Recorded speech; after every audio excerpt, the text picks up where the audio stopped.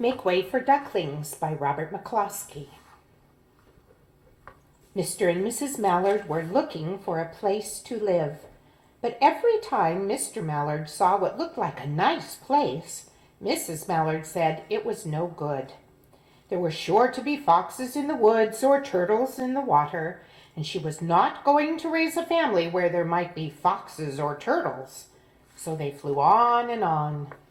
When they got to Boston, they felt too tired to fly any further. There was a nice pond in the public garden with a little island on it. The very place to spend the night, quacked Mr. Mallard. So down they flapped. Next morning they fished for their breakfast in the mud at the bottom of the pond, but they didn't find much. Just as they were getting ready to start on their way, a strange, enormous bird came by. It was pushing a boat full of people, and there was a man sitting on its back. "Good morning," quacked Mr. Mallard, being polite. The big bird was too proud to answer, but the people on the boat threw peanuts into the water. So the Mallards followed them all around the pond and got another breakfast, better than the first. "I like this place," said Mrs. Mallard as they climbed out on the bank and waddled along. "Why don't we build a nest and raise our ducklings right here in this pond? There are no foxes and no turtles, and the people feed us peanuts. What could be better?" "Good," said Mr. Mallard, delighted that at last Mrs. Mallard had found a place that suited her. But, "Look out!" squawked Mrs. Mallard all of a dither. "You'll get run over." And when she got her breath, she added, "This is no place for babies. With all those horrid things rushing about, we will have to look somewhere else." So they flew over Beacon Hill and round the State House, but there was no place there. They looked in Louisburg Square, but there was no place to swim in. Then they flew over the Charles River. "This is better," quacked Mr. Mallard. "That island looks like a nice, quiet place, and it's only a little way from the public garden." "Yes," said Mrs. Mallard, remembering the peanuts. "That looks like just the right place to hatch ducklings." So they chose a cozy spot among the bushes near the water and settled down to build their nest, and only just in time, for now they were beginning to molt. All their old wing feathers started to drop out, and they would not be able to fly again until the new ones grew in. But of course they could swim, and one day they swam over to the park on the river bank, and there they met a policeman called Michael. Michael fed them peanuts, and after that the Mallards called on Michael every day. After Mrs. Mallard had laid 8 eggs in the nest, she couldn't go to visit Michael anymore because she had to sit on the eggs to keep them warm. She moved off the nest only to get a drink of water or to have her lunch or to count the eggs and make sure they were all there. One day the ducklings hatched out. First came Jack, then Cack, and then Lack, then Mack and Knack and Quack, and Mack and Knack and Whack, and Pack and Quack. Mr. and Mrs. Mallard were bursting with pride. It was a great responsibility taking care of so many ducklings, and it kept them very busy.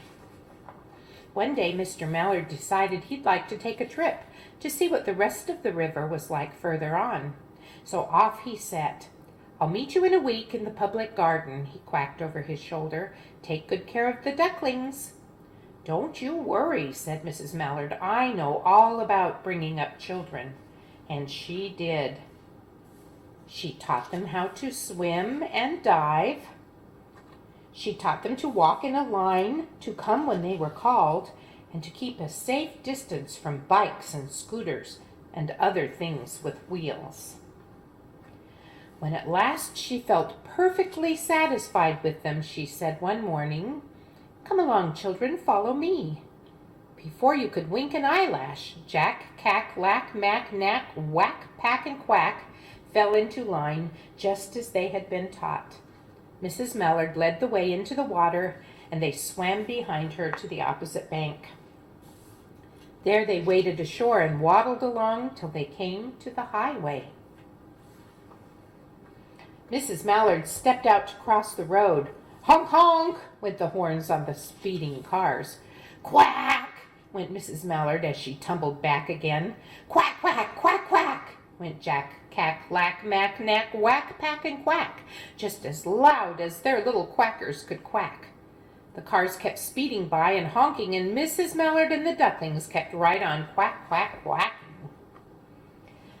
They made such a noise that Michael came running, waving his arms and blowing his whistle.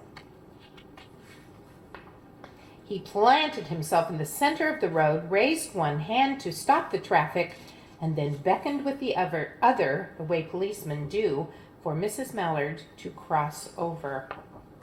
As soon as Mrs. Mallard and the Ducklings were safe on the other side and on their way down Mount Vernon Street, Michael rushed back to his police booth. He called Clancy at headquarters and said, "There's a family of ducks walking down the street." Clancy said, "Family of what?" "Ducks," yelled Michael. "Send a police car, quick." Meanwhile, Mrs. Mallard had reached the corner bookshop and turned into Charles Street with Jack, Cack, Lack, Mack, Knack, Whack, Pack, and Quack all marching in line behind her. Everyone stared. An old lady from Beacon Hill said, "Isn't it amazing?"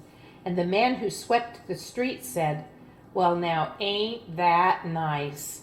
And when Mrs. Mallard heard them, she was so proud, she tipped her nose in the air and walked along with an extra swing in her waddle.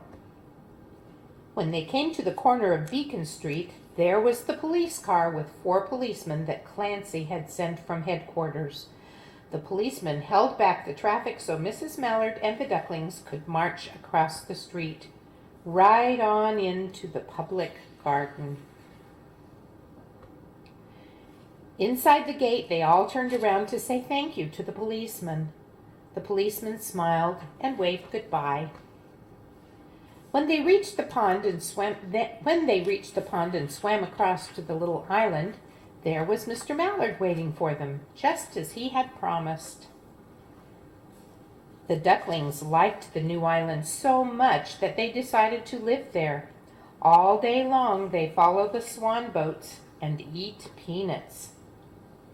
When the night falls, they swim to their little island and go to sleep.